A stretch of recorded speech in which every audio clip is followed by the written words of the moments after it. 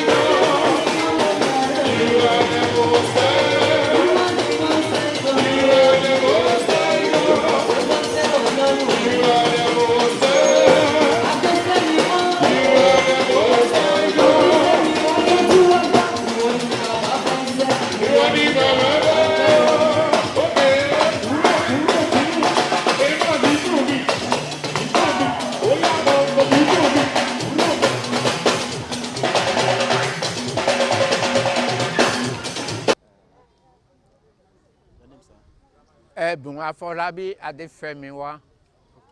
What do you want to tell us about your daughter? My daughter is a very good guy. My first daughter, she is.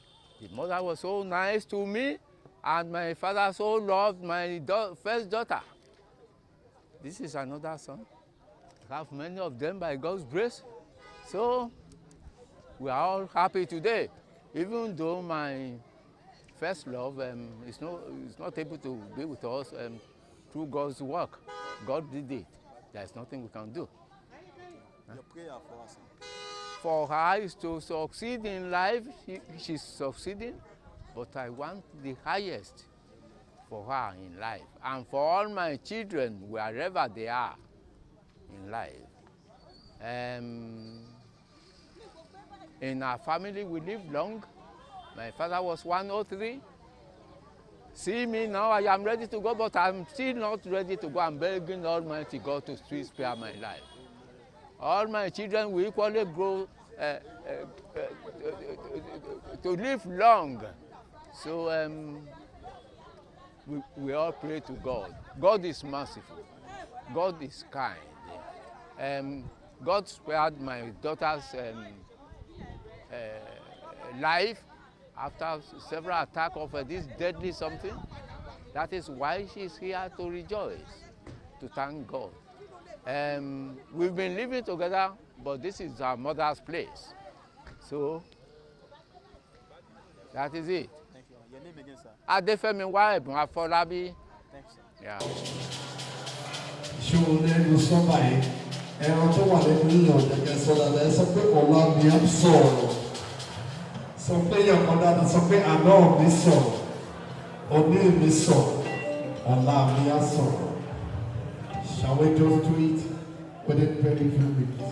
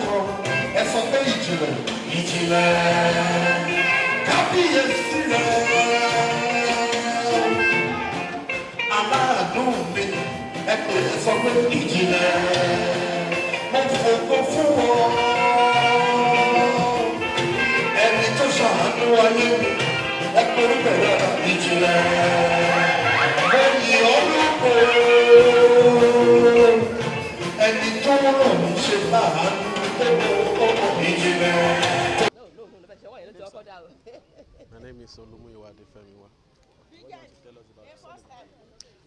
I just want to bless the name of the Lord for the life of my sister. I thank God that she has lived to see the 60th birthday. This is the doing of the Lord, and it is marvelous in our eye. My sister Moni Oluwa,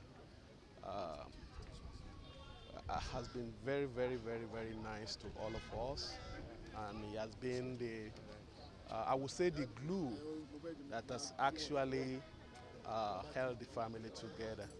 I'm talking of the children of our dad, Ebu Adefemiwa, and I pray that the Lord will sustain her to live longer than 60. And if the Lord tarries, we will still come back to celebrate our 100 years on the face of the earth in sound health and good mind. I pray in Jesus' name. My name is Olumuyiwa, Pastor Olumuyiwa Adefemiwa. Thank you.